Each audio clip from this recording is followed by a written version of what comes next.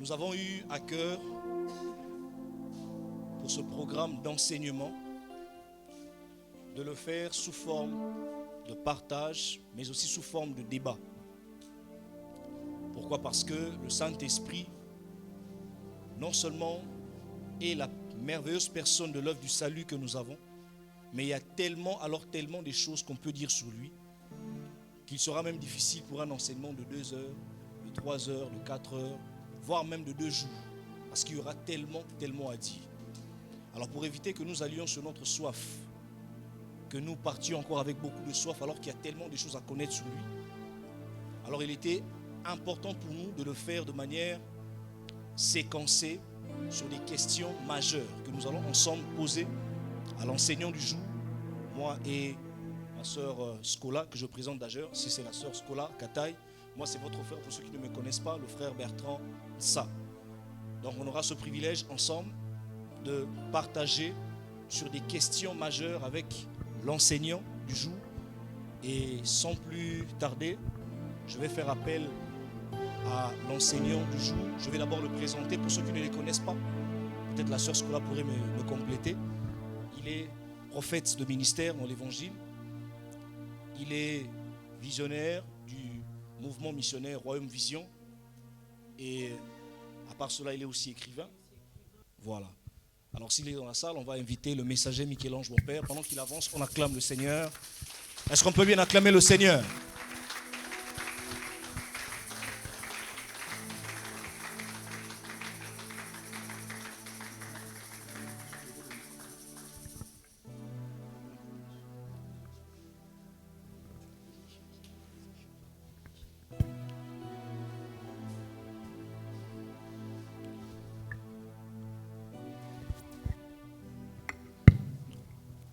Voilà. Bonsoir, messager. Bonsoir, Bertrand. Vous allez bien? Bonsoir, bonsoir. Ok, oui, je vais bien.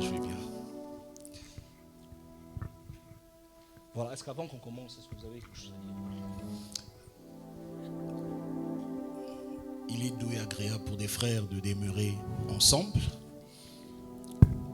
Je ressens un grand plaisir de revoir mes frères, mes sœurs. Après une semaine pour certains, parce qu'on était ici vendredi passé, et après un bon moment pour d'autres.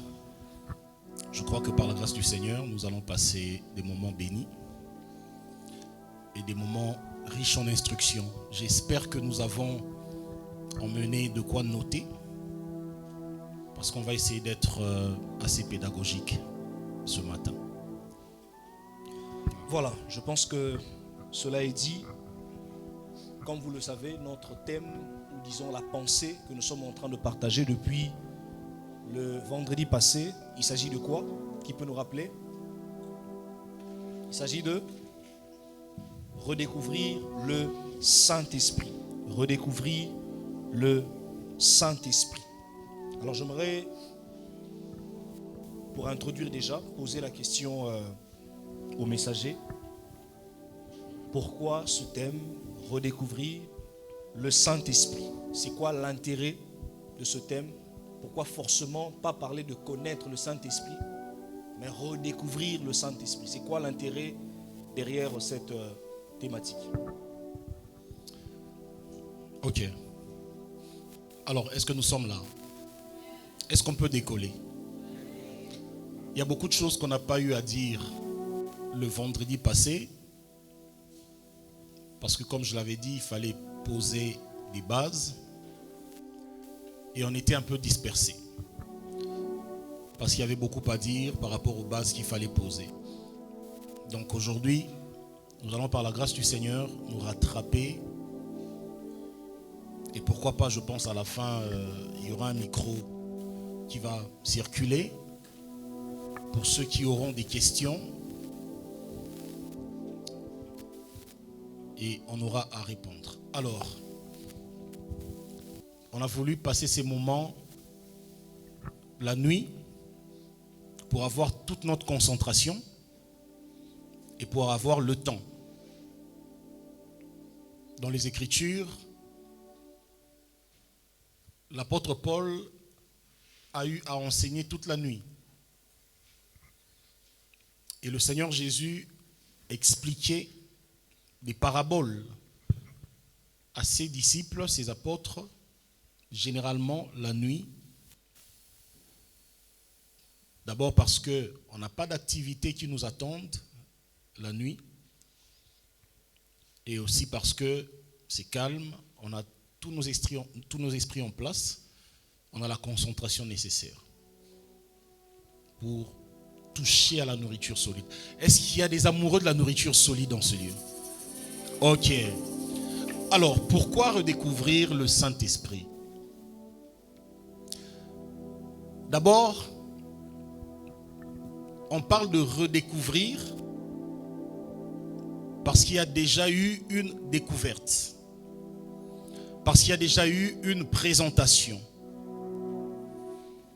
Je parle des Écritures, je parle de la loi et les prophètes, je parle de la doctrine, des épîtres, je parle des 4 livres du témoignage de Christ, autrement appelés les 4 évangiles.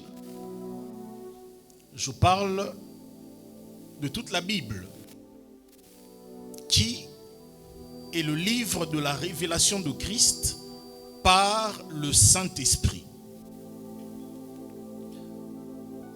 Et donc,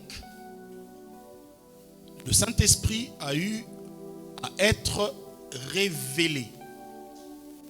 Écoutez, la Bible est le livre de la révélation de Christ. On est d'accord? Cependant, Christ est présenté dans les Écritures comme l'eau de vie. Or, dans le système d'eau du royaume, il y a une régie des eaux. Christ est l'eau. Le Père, qui est invisible, est la régie des eaux. Parce que la régie, on ne la voit pas, n'est-ce pas? Parce que la source est cachée. Le lieu où l'eau est traitée est caché. Cependant, pour recevoir l'eau, il faut aller dans ce qu'on appelle le robinet. Le robinet est le canal établi pour faire couler l'eau. Le Saint-Esprit est le canal de Dieu pour nous transférer la révélation de Christ qui est l'eau de vie. Et donc, on ne peut pas puiser de l'eau potable de la régie des eaux sans connaître le robinet, sans s'approcher du robinet. Et donc, redécouvrir le Saint-Esprit, c'est découvrir de nouveau la voie choisie et établie par Dieu pour la vraie révélation de Christ. Est-ce qu'on se comprend? Pourquoi redécouvrir le Saint-Esprit? Parce que le Saint-Esprit, bon, je ne veux pas anticiper, je voulais déjà anticiper sur sa nature. Mais parce que redécouvrir le Saint-Esprit, c'est redécouvrir l'œuvre de Dieu. C'est redécouvrir, c'est connaître de nouveau Dieu agissant. Dieu en action. Parce qu'on aura à le voir que chaque fois qu'il s'est agi de l'œuvre de Dieu, celui qui a été mis en avant, c'est le Saint-Esprit. Et donc, ignorer la personne du Saint-Esprit, c'est ignorer totalement le mode opératoire de Dieu. Et c'est la cause de la faiblesse du christianisme actuel. C'est la cause de la faiblesse de beaucoup de nos églises et beaucoup d'enfants de Dieu. Redécouvrir le Saint-Esprit, parce que le Saint-Esprit est l'exécutant du salut en nous. L'exécutant du salut. Je ne sais plus si je l'ai dit le vendredi passé ici ou si c'était plutôt le dimanche à la télévision. Mais je crois avoir dit quelque part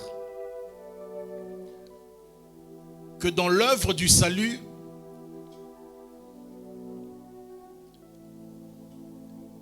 il y a 3 acteurs majeurs dans les cieux. Le premier acteur du salut, c'est le Père. C'est Elohim.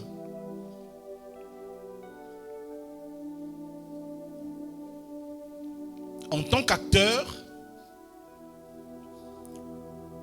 Elohim qui est caché organise notre salut dans la dimension cachée. Elohim qui est insondable organise notre salut dans la dimension insondable. Voilà pourquoi l'apôtre Paul évoque certaines notions, des choses qui se sont déroulées avant la fondation du monde. Avant la fondation du monde, Dieu a eu à nous élire. Il nous a fait passer par l'élection de sa grâce. Avant la fondation du monde, Dieu nous a connus dans sa préscience. L'apôtre Paul dit que ce qu'il a connu d'avance, il les a rendus semblables à l'image de son Fils. Ce qu'il a connu d'avance. Et Paul poursuit que ce qu'il a connu d'avance, il les a prédestinés. Ce qu'il a connu d'avance, il les a appelés. Et j'ai expliqué la fois dernière que le terme appel ou appelé vient d'un mot grec kaleo qui signifie connaître par son nom.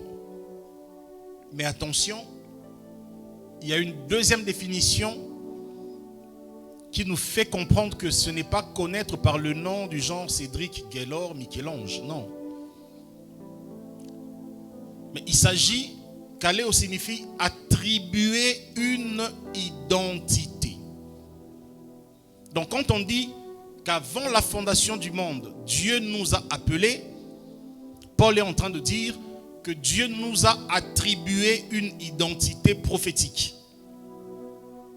Vous voyez pourquoi Jérémie dit, plutôt Dieu dit à Jérémie qu'avant que je ne t'ai formé, avant que tu ne sois conçu dans le sein de ta mère, je te connaissais et puis je t'avais établi prophète des nations. Je te connaissais, la connaissance d'avance, la préscience. Et ensuite, l'identité prophétique, l'établissement. Ça, c'est ce qui s'est joué avant notre existence, avant notre venue en chair. Nous existions en tant qu'esprit caché en Yahweh.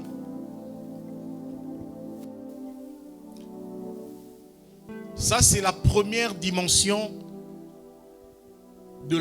du premier acteur du salut, qui est Dieu. Le deuxième acteur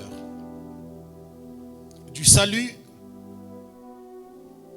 c'est Yehoshua, Jésus-Christ. C'est très important de comprendre le salut comme une œuvre de l'équipe de Dieu. l'équipe que Dieu a trouvée en lui-même. Amen, amen. Est-ce qu'il y a des prédicateurs qui travaillent dans des ministères ici? Levez les mains. Dans des assemblées, dans des ministères. Voilà. Ok. Voilà, on est nombreux. Vous avez un double intérêt, prédicateur, à très bien intégrer ces choses. Parce qu'on va quand même ouvrir certaines notions. Je disais que notre salut est une œuvre accomplie par l'équipe que Dieu a suscitée en lui-même. Parce que Dieu est un. Mais il prend des dimensions par rapport à l'accomplissement de chacun de ses desseins. Voilà pourquoi, pour ce qui est de la préparation, de la planification du salut, l'architecte, on ne le voit pas. Il se cache. Les grands immeubles que l'on voit, quand ils sont construits par des ouvriers. Nous voyons des ouvriers, n'est-ce pas? On a l'impression que c'est au fait les ouvriers qui ont fait exister l'immeuble, alors que non. Les ouvriers constituent le corps extérieur de l'architecte qui est caché. C'est l'architecte qui dresse. C'est lui qui établit l'appel, la prédestination du bâtiment. C'est lui qui décide que le bâtiment aura 10 niveaux alors qu'il n'y a encore rien. Ça, c'est la dimension de l'œuvre de Dieu avant notre existence. Après, dans un autre langage, je dirais avant notre existence physique. Parce que nous venons de quelque part. Nous sommes des esprits en mission, créés autrefois et cachés en Christ. Dieu n'attribue pas des identités dans le vide, non. Quand on dit qu'il nous a attribué une identité avant notre venue dans la chair, c'est parce que dans ce temps-là, nous existions en lui en esprit. Et donc, à chacun de nos esprits était attribuée une identité. Le deuxième acteur, c'est Christ, qui vient dans la dimension du sacrifice. J'insiste. Je dis la dimension du sacrifice. Parce que la révélation de Christ qui précède le temps dans le tabernacle céleste est celle de l'agneau. L'agneau ne nous renvoie pas à une autre notion, elle nous renvoie au sacrifice. Est-ce qu'on se comprend jusque-là? Qui est perdu? Très bien. L'agneau, c'est le sacrifice, c'est la dimension du prix, c'est la dimension de la rançon. C'est la dimension de la satisfaction de l'exigence de Dieu. Non, des exigences de Dieu, parce que sous la loi, il y avait tellement des exigences. Et toutes ces exigences-là ont été rencontrées dans un seul sacrifice que Jean-Baptiste, dans Jean 1,29, présente comme l'agneau qui ôte le péché du monde.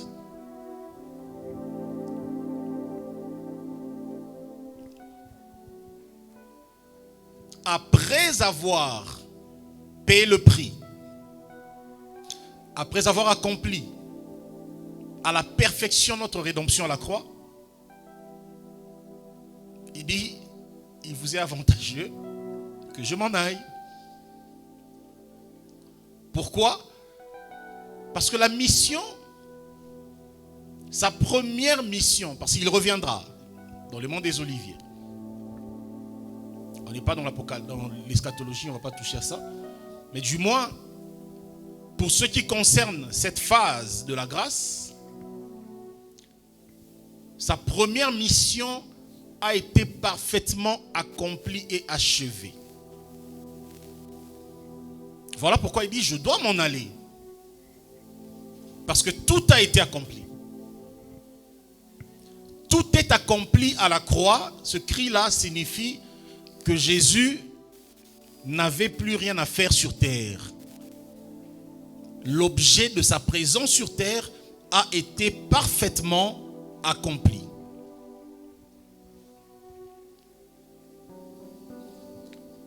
Maintenant, puisqu'il doit s'en aller,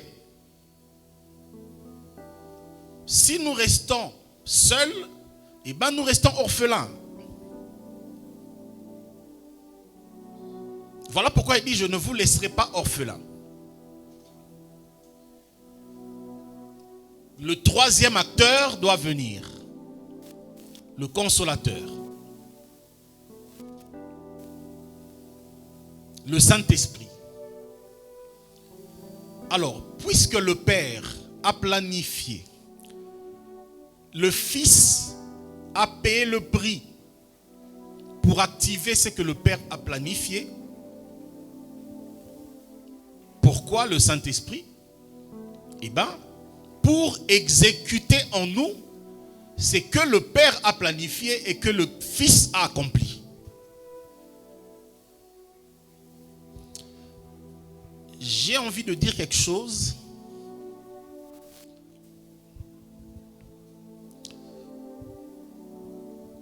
qui peut sonner un peu dérangeant, mais qui ne l'est pas, qui est très doctrinal. Au fait,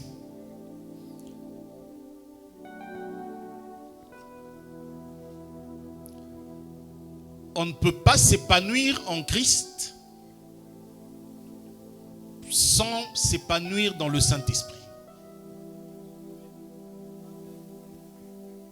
J'ai envie de dire que le nom de Jésus dans la bouche, sans l'expérience du Saint-Esprit, c'est aussi une religion.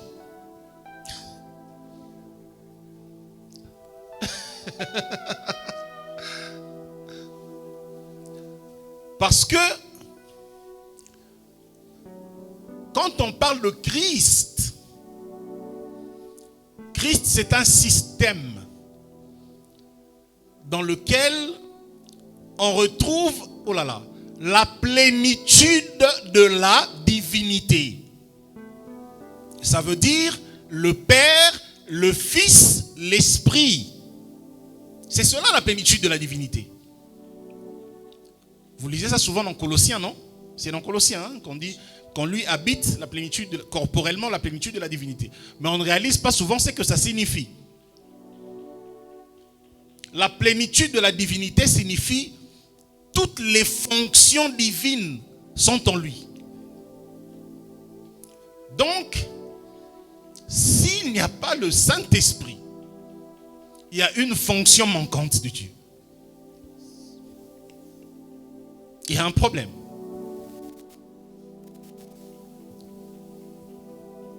Voilà pourquoi il envoie l'Esprit comme le troisième acteur qui vient exécuter, qui vient appeler à l'existence, à la matérialisation les choses que le Père avait prévues et les choses que le Fils a accomplies à la croix. Je suis en train de sentir un réveil spirituel souffler à Kinshasa par ceux qui auront compris ce message. Croyez-moi, Croyez-moi. J'aime ce moment beaucoup plus que les conférences que l'on a passées en ville un peu partout. Parce que ce qui est en train d'être dit ici, c'est des grandes clés pour le réveil spirituel.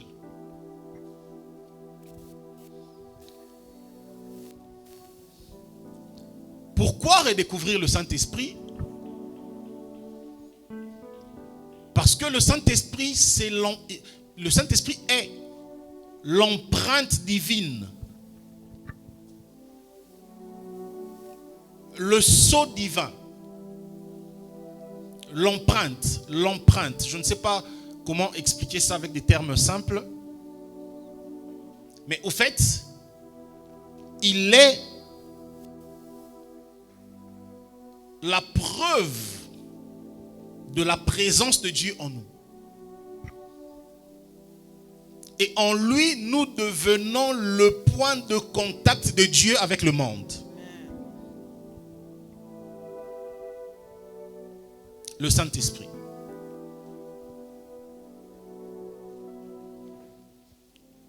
Voilà pourquoi le réveil de 1906 qui a engendré le mouvement pentecôtiste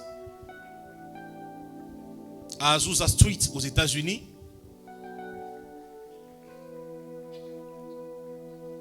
c'était essentiellement autour de l'action du Saint-Esprit. C'est très important. L'empreinte divine. Et à la fin, pourquoi redécouvrir le Saint-Esprit? Parce que le Saint-Esprit est la plateforme de l'action de Christ. La plateforme de l'action de Christ. Ça veut dire que pour que Jésus soit agissant, il a besoin d'une plateforme où il peut se mouvoir. Et cette plateforme, c'est le Saint-Esprit. Donc voilà en quelques mots, sinon je risquerais de donner tout l'enseignement que sur ce point-là. En quelques mots, pourquoi redécouvrir le Saint-Esprit?